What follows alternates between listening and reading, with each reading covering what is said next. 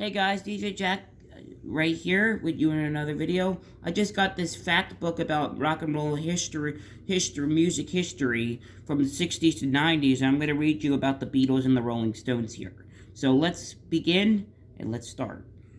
From singing and songwriting to instrumental and album production, the Beatles changed everything. Even after more than half a century, they remain the best-selling rock group of all time. In the early days, however, no one could have guessed the heights they reached. The band that eventually became the Beatles started out playing skiffle music and allogram of jazz,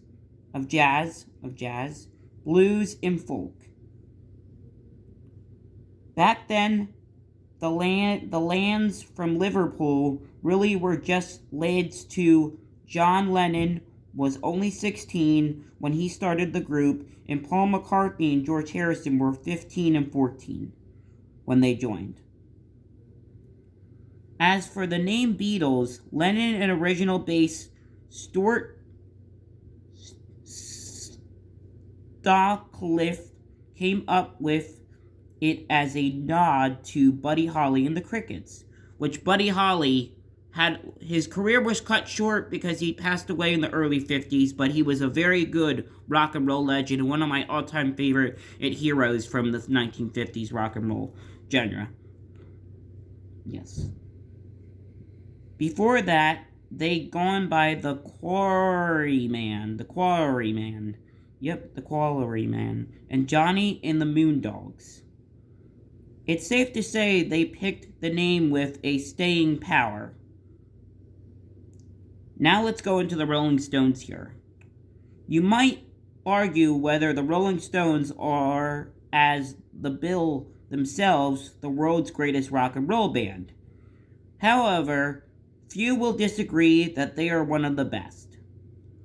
Aside from the sort of rivals to the Beatles, no other British invasion group wrote as many classic songs or had as far-reaching influence.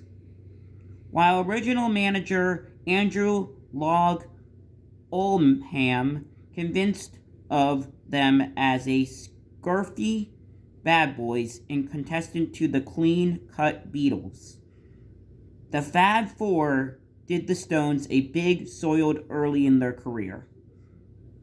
John Lennon and Paul McCartney gave Mick Jagger and Richards and Company the song I Wanna Be Your Man to record in 1963. It hit number 12 on the UK music charts. The thing is, with the Beatles and us, it was always a very friendly relationship.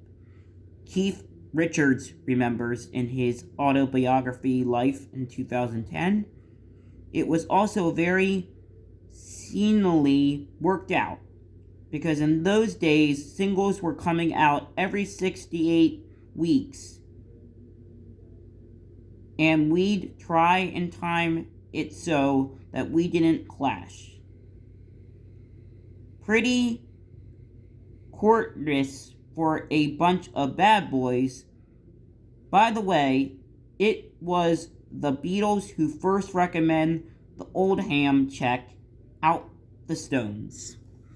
And that is history of rock and roll of 1960s of the Beatles and the Rolling Stones. Hope you enjoyed that title and that short reading about that. And we'll be back with some music in just a couple minutes.